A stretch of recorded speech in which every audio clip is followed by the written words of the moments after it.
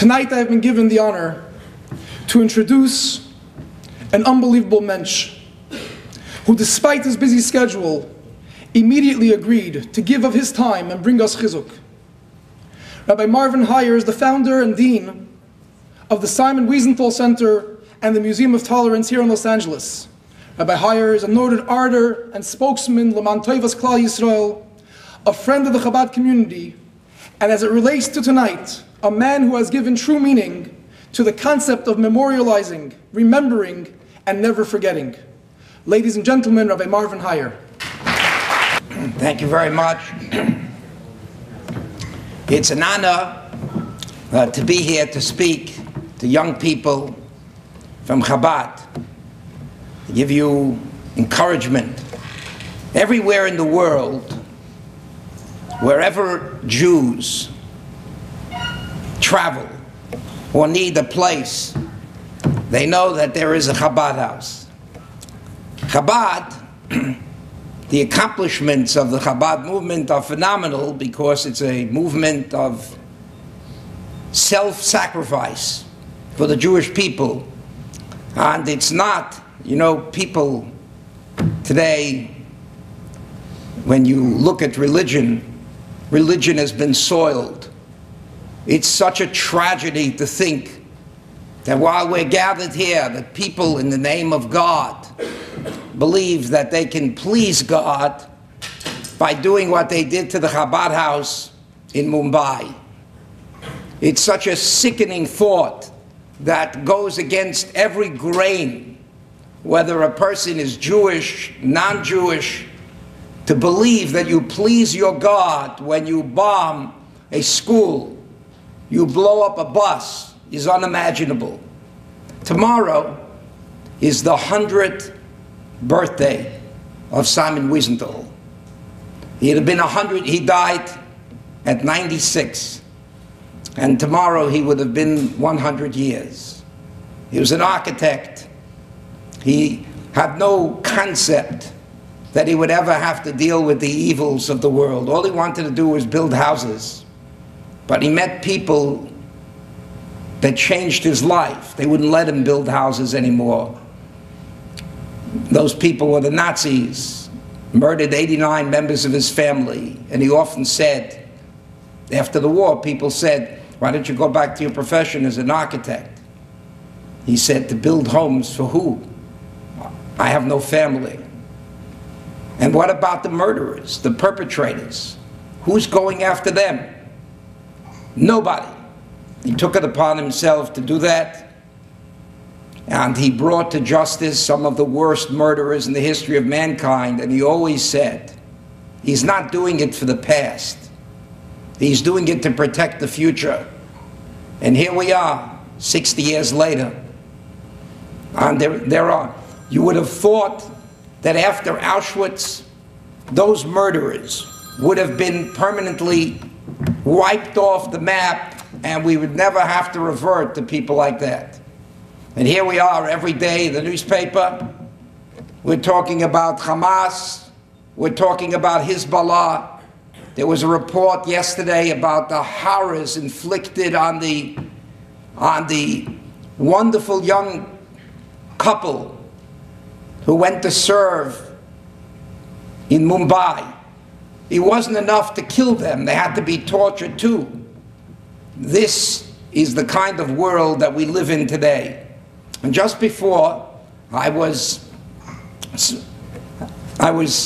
interviewed, one of the questions asked to me is, what do I have to say about the protesters that are in front of the Israeli consulate tonight on both sides of the street and at the federal building earlier? And I said what I had to say is that, what are they protesting? What's their argument against Israel? A small country, smaller than the size of New Jersey, that waited 7 months while rockets fell on 500,000 of their citizens. They did nothing because of fear. What will the world say if we will go in? So they finally go in. Now, during the 7 months that Israeli cities from Sderot were under attack, Have you ever heard of an emergency session of the Security Council to deal with the issue that 500,000 Israelis are under constant barrage and rocket attacks? You never heard of a meeting of the General Assembly or the Security Council because it would never take place. But the moment Israel retaliates against Hamas, going after the terrorists, immediately the world is restless. There has to be a meeting of the Security Council immediately. Why couldn't there be a meeting when Israeli cities are under attack? Because that has been the story of the Jewish people. We've confronted throughout our history a double standard that continues to this day. I want to tell you something, now that I've spoken a little bit on the international situation. One more comment, and then I'll tell you some words of inspiration for you.